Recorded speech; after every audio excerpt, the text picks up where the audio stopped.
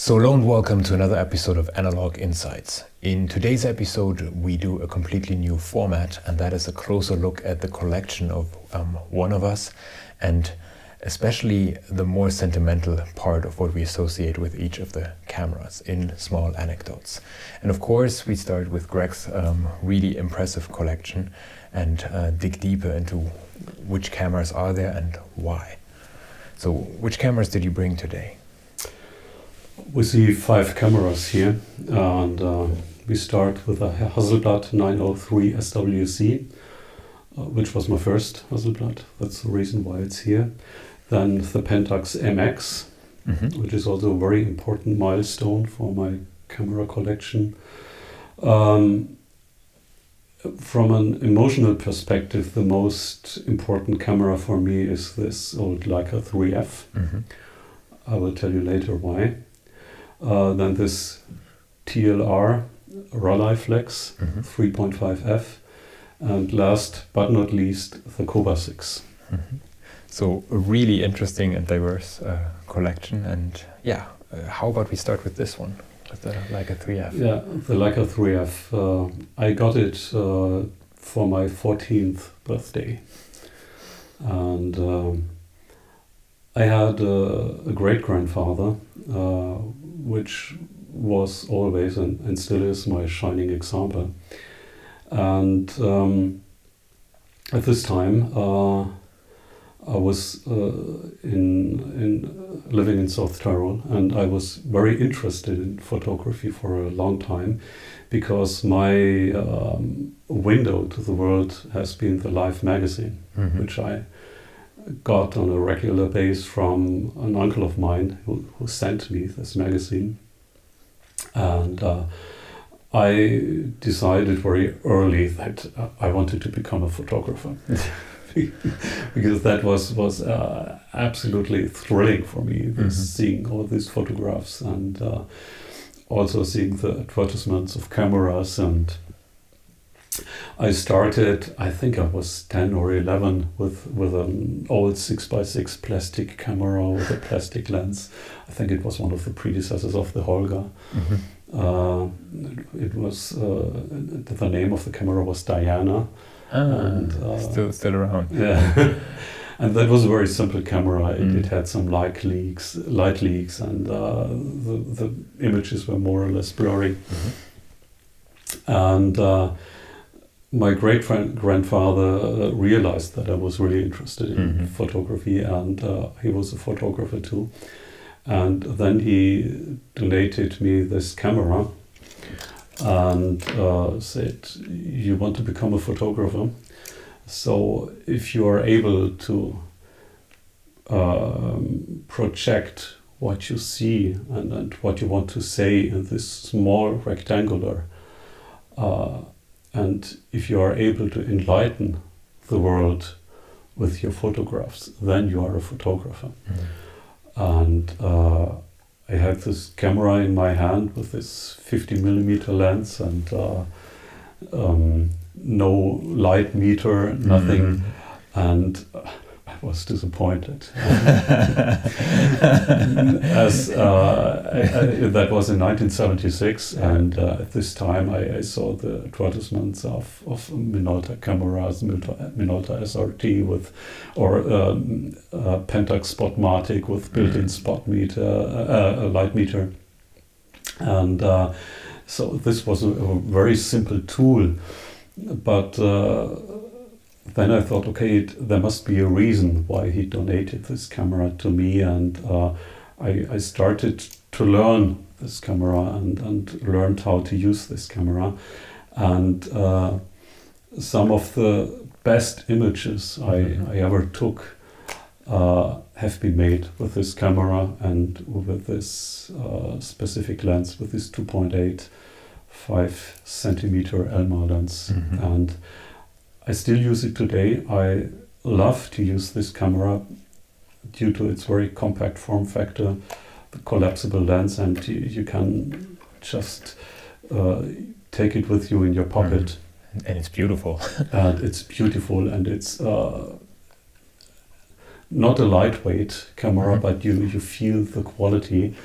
and it's also today it's an everyday camera, and meanwhile I don't see limitations with the 50mm lens. It's this 50mm focal length is the most important lens for me when I'm using a 35mm camera. So, if this is the camera that basically taught you how to do photography, this camera taught me how to do photography, and I took it with me whenever I was in the mountains. When I was mountain climbing, I took it with me when I went for skiing, and this was the camera I always had with me. So, if you start here with a Leica, where do you go next in your collection, and what came afterwards? I didn't have an idea about what a Leica was at this time. So then I think it was 1980. I just had finished school when I bought the Pentax MX. The reason was, at this time, this camera was offered in a bundle with a 1.7 50mm lens and a winder. And a winder, that was great. That was something special. And so I bought this camera. It was more or less accidental. I was more looking for a Nikon FM, but this was more expensive, and this Pentax was quite affordable. And today I'm very happy that I bought this Pentax, and as you know, I have a big collection of Pentax cameras. A smallish Pentax collection. And I'm a real fan of the brand. They build excellent stuff, excellent lenses, and I never regret the buy of this camera.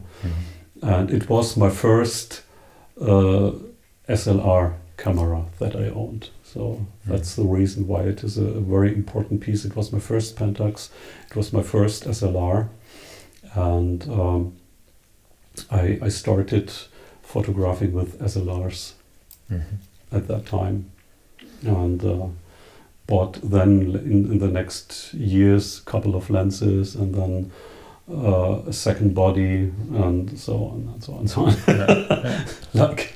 like things happen then. Okay, and where do we go from here? We go next to this Rolleiflex. That's not my first Rolleiflex, but I was then, when I started to gain interest in photography, I saw, okay, medium format, that's quite nice and impressive what you can do with medium format. And at that time I started to do landscape photography seriously, and I wanted to have the bigger frames. But medium format was not affordable. And then I found a Rolleiflex automat. I think it was in a flea market. And this camera was from 1937, so one of the first Rolleiflex automat cameras, and it was cheap. It was not only affordable, it was cheap. And I bought this camera, and it was my first medium format camera. And later on a flea market, I found a Zeiss Ikon 6x6 folding camera. That was then my second. And with this bundle, with a twin lens reflex Rolleiflex automat and this Zeiss Ikon camera, I made my first trip to the West Coast in the US. Oh, nice. And took a lot of great landscape photographs that I still have, and I think some of them are still some of my best images I ever took in landscape photography. Yeah.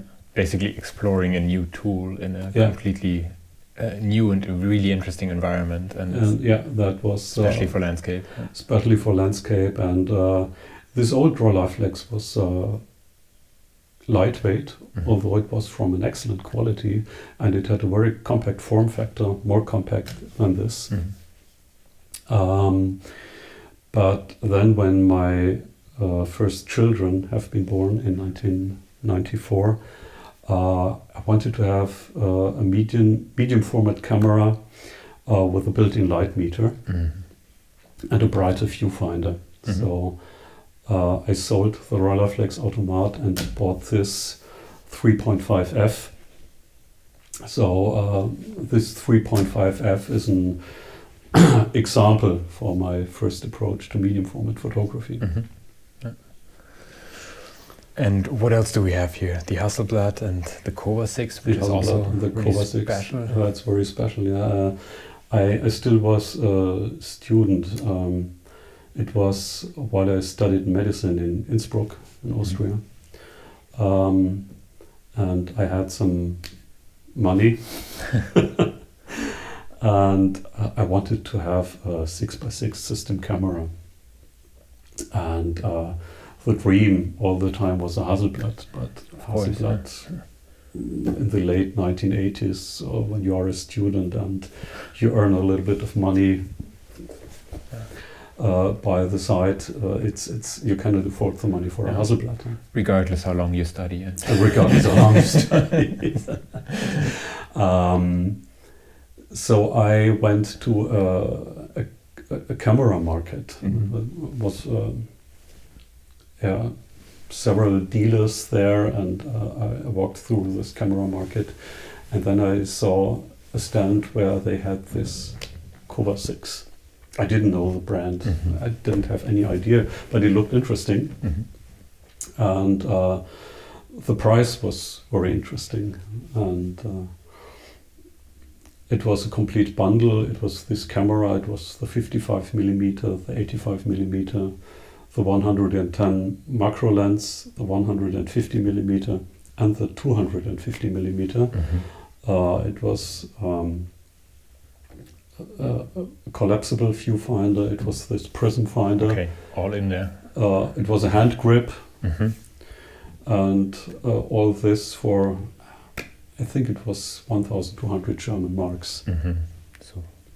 So that was really inexpensive, great deal. Inexpensive, great deal, and but it didn't have interchangeable film holders. So, but I thought, but it's a real system camera, and it has interchangeable lenses, it has interchangeable viewfinders, and at this time I mainly photographed black and white. So I thought that might be a great deal, and another reason was the 67mm filter thread. So that was also inexpensive if you wanted to have some filters, and then I bought this camera, and that was my first 6x6 medium format film camera. And later I found also on the camera market the Kowa SL66 with the interchangeable film backs. And this camera had a very interesting lens. It also came in a bundle with a fisheye lens. I never had a use for a fisheye lens, so once I decided to sell this fisheye lens, and I got so much money for this fisheye lens that then I had enough money to buy my first Hasselblad. Finally go over here. And how did that happen? How do you buy a Hasselblad just like that? How do you buy a Hasselblad? So I have to go back to 1980 when I just had finished school, and Hasselblad was a brand that was also known for me, and I liked wide-angle photography, and it was, at this time, it was great to go to a photo dealer and only have it in your hands, touch it. So I went to this photo dealer and we had a very nice talk, and then he showed me this Hasselblad super wide. At this time it was the Hasselblad SWC, one of the first versions, and told me about the benefits of this special camera, about the qualities of the lens, and I said, wow, yeah, that's that's it, Hasselblad SWC. But at this time, it was 3,900 German marks, the camera plus the magazine. To have an example, my first car that I bought, an old Volvo, was 1,900 marks. And so I went out from this dealer, but I had a catalog from the SWC. I still have this catalog. And this catalog was all over the years my companion. And it happened in early 1994 when I visited a friend at the North Sea coast in Wilhelmshaven, and we made a day trip to the island of Helgoland. And on the way back to the harbor, I saw in my view angle, peripheral view, I saw a photo dealer, and something in the display was wrong. So I went back and I saw what was wrong. There was under all these pointed shoot cameras he had on the display was this Hasselblad. And I went into the shop and said, please, I would like to see the Hasselblad. And took the Hasselblad, listened to the shutter, and he said, oh boy, you know what you are doing. I said, yes, I know what this camera is. And the price was amazing. Yeah? And I thought it's a second-hand camera, but this camera was new. So he basically went back, got the carton and packaging. I said, okay, I have now 15 minutes of time until the ship leaves the harbor. And within 15 minutes, or less than 15 minutes, I bought the camera. He put up the original packaging and made the strap to the camera. I made this camera around my neck, put the carton, put it into my rucksack, and wow, ran to the harbor. Suddenly an owner of a Hasselblad. And that was my first Hasselblad, so that's the reason why this camera is here on the table. Yeah. Okay. Yeah, beautiful collection, beautiful set of stories. Thanks for the insight.